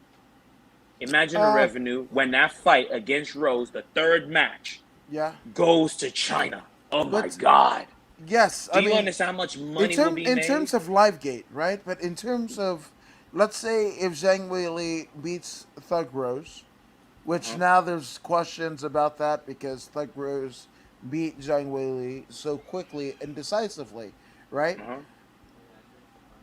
I don't think, in terms of Chinese contingent from mainland China, I don't know how they're viewing the UFC pay per view in a lot, or if they care, one way or another. But I Hey, do know that there have been streams in the past that might have emanated from China, like free look, streams. I'm sure. I'm sure that's the case. I'm sure that's the case. But even though there's free streams coming in from China, there's got to be a significant amount of people that's gonna buy from China. There's gonna be. There's gonna be. There's 2 billion people, man. 2 billion in China alone. 2 billion. Even if a billion of them stream it for free, the amount of hundreds of millions that are going to stream it will make up for that, and pay Yeah, for it will make up for that. Unfortunately, Carla Esparza doesn't have that kind of power. She don't. right. This is why Agreed. she hasn't gotten the title shot. Yep. She's deserving of the title shot. She's on a 6-7 fight win streak. She's more than deserving. I know this, but she's not gonna get it. She's not gonna get it. Not over Wei Lee. It's not gonna happen. Not over Wei Lee. Yeah. Wei Lee I agree. commands money, and then this thing is all about money and money alone. This isn't about honor and respect. It ain't about honor and respect. This isn't about what's right and what's wrong. This is about what sells. And Jean Wei Li versus Nama Nunes sells more than Jean Wei Li versus Carla Esparza, even though Carla Agreed. Esparza and Nama Nunes has a history. Right. I just maybe I'm not good with any of those fights in the top four. I'm you know, maybe. Again, like I said, I as it gets closer, we got to get through October. So it's theoretically happen next month. So we'll see what happens, and if not, then I don't know. I don't know. Yeah. But one thing I do know is this has been the Voodoo in the Woods post fight show for UFC Fight Night Rodriguez versus Mackenzie Dern. Dern. Right? And shit, man. Before we go, uh, you got anything? Well, nothing really. Nothing really. Well, you can find According to Woods everywhere at According to Woods. Just type it in there, you'll find them everywhere. You can find myself on YouTube, Instagram, Twitter, and Facebook page. Voodoo Maximus all day, every day. Oh yeah. Yes, absolutely. And don't forget to subscribe to Voodoo in the Woods on both Facebook and YouTube as it stands right now. But before we go, I would love to send our condolences to the late, great Reggie Parks. And if you guys don't know the name of Reggie Parks, well, let me give you a little bit of history on Reggie Parks, right? Reggie Parks was a former professional wrestler, right? But you know him, man, maybe his design. Well, there's two ways that you know him. Uh, Obviously, if you listen to anything that Bret Hart does, Reg Parks was trained by the late, great Stu Hart. And why that's really interesting is the fact that Owen was a big ribber, right, or jokester, right, and Owen, I think, maybe it was WrestleMania 10, right? They're in New York, and Stu and Helen on all of the Hart kids and all of this whatever, they're in New York, right at the hotel. Owen goes down to the lobby and calls up his dad Stu, right? It's like, hey Stu, this is Reg Parks, right? It's like, hey Reg, how you doing? Blah blah blah. It's like, if why didn't you try me? Like the old school wrestler shooter speak for why didn't you fucking fight me? Whatever. It's like, you didn't fight me because you never had the guts, right? And here, and this, like, Brett is in the room with his dad Stu, Owen's down, whatever, right? And Stu is just in his fucking boxers, nothing else that, and Brett is watching Stu get agitated. Hey, Reg, if you wanted to try me, why didn't you try me? Why didn't you try me? Whatever. And after this, right, Stu slams down the fucking phone. It was that goddamn Owen. But furthermore, Reg Parks is the designer of none other, I mean, many, many great WWE belt designs. Some of which are the old school. I mean, the time that we grew up watching was the old WWF tag team titles, the WWF Intercontinental Championship, the one that was contested by none other than Randy Savage and Ricky the Champion Steamboat at WrestleMania 3. Also, the Ron Simmons era of WCW World Heavyweight title, Mm. along with the NWA TV title, the one that actually had the ABC, CBS logos on it, or the Arn Anderson belts. But even more so, the Winged Eagle belts. And if you guys don't know the Winged Eagle, well, let me talk to you. Exactly. The Winged Eagle belts is synonymous with my childhood and my loving pro wrestling. And there is the man himself, Reg Park, holding up his prize creation, you know? And yeah, that's Reg Park, the late great Reg Park, 86 years old, and man, a life lived, but to me is the greatest of all time in terms of belt makers, and the wrestling world. That's a legend. That's a legend. With a lot of goats, greatest of all time being in contention. Reg Park is the greatest of all time, and that's according to Woods. So, rest in power, for Reg Parks. You're amazing, and Bruce Bobtrotter says, "Are you guys looking forward to the objectively worst card slash main event in UFC history coming up soon? Literally, nobody wants to see Aspen Ladd and Dumont." Mm. Which I guess that's a precursor, Bruce, to next week's show. Next Thursday, we will be covering none other than Aston Ladd. And I don't even know. I'm sorry. I'm going to. Norma Dumont. Yes, I had to look that up because I don't even know what her first name was. Yeah, Holly Holmes Oh, had to bow out. yeah, yeah, absolutely. Because it was supposed to be Holly Holm and Norma Dumont. Caitlin Vieira was supposed to be against Misha Tate, but Misha Tate tested positive for COVID-19. But what we do have, and we'll get into it, but some debuters in Ariane Carnelossi, Estela Nunes, two Brazilians starting off that card. We've got, and I'll actually pull it up on screen. Why not? Uh, but also you have some, you know, Brandon Davis is Donna Bat Gurgel. You know, Ludwig Klein against Nate Landwehr. Sajar Eubanks versus Luna Carolina. Sarge. Danny Robert. Oh my God. Andrew Sanchez versus Bruno Silva.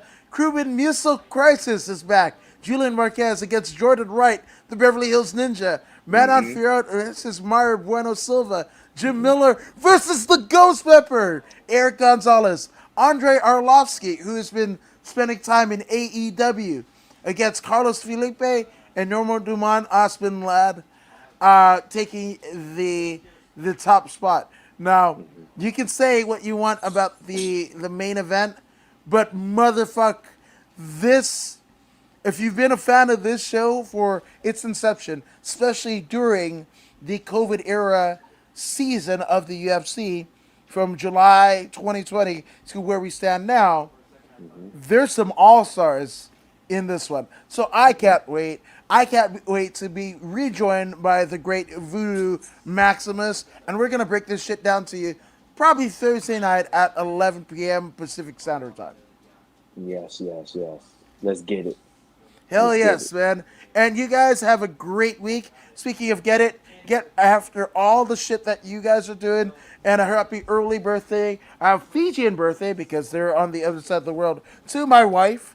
So I'm probably going to be offline all of tomorrow, just celebrating her and her awesomeness. So That's you right. guys be awesome. Not so much flood the DMs, but if you fucking see a comment, show some love her way. She deserves it because there would be no me without her, and then also obviously my parents. So, but it's her day tomorrow, so hell yes, peace, love, and chicken grease. We are Voodoo in the Woods.